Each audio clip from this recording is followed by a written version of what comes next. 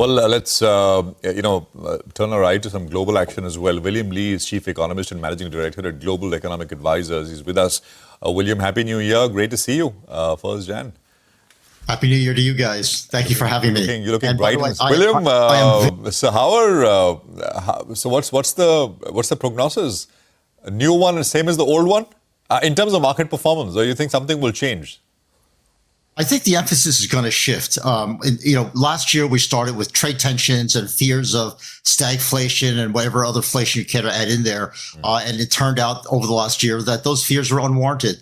And in fact, I think what we have seen in the data that have come out so far, what little data there is that the U.S. is now undergoing a productivity-led growth, a productivity-led expansion. And that's probably the best kind of expansion we can have. And it's not just the U.S., but it's spreading throughout the world.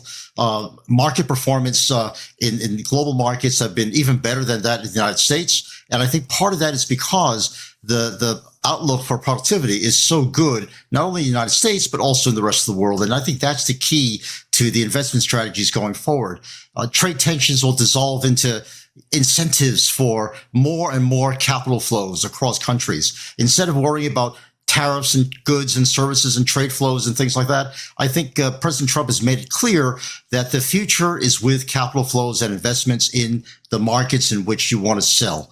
And I think that's the message I think that most investors are trying to get. And you see the overinvestment in AI and AI infrastructure is to capitalize on being able to bring productivity boosts to every marketplace in the world where you're producing stuff. And you want to put your production closer to where your markets are ultimately going to be selling.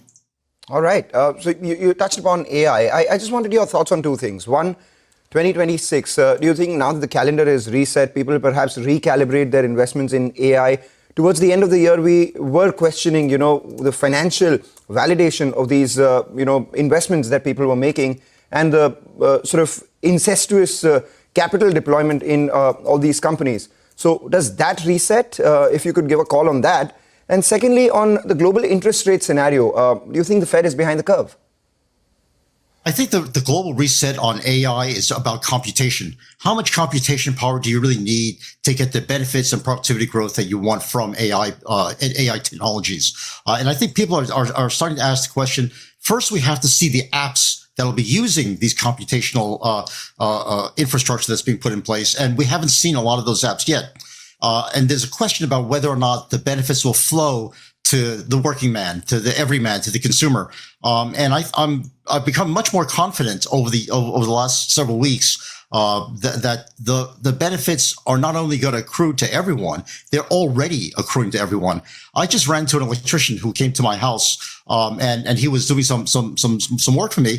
And while he was there, he was using his phone to schedule his next 3 appointments for the next 3 days. And I said, who are you talking to, your assistant? He said, no, I'm talking to my app. I have an AI app that's scheduling all of my appointments and optimizing the routes by which I will be traveling and optimizing my bids for my future jobs. And I have been able to do much more work now than I've ever been able to do before. That's an electrician, right? That is a blue collar worker who's now using AI-based apps in order to boost his own productivity. That to me is just a slight window into what's to come. And I'm very optimistic that the productivity changes that we'll be seeing going forward will be even better than what we've seen today. Because remember, the strong productivity growth we've had up until now in the United States even has been non-AI based. The AI stuff is yet to come out. And my electrician example, I think, is just the tip of the iceberg for what's to come. Yeah, absolutely.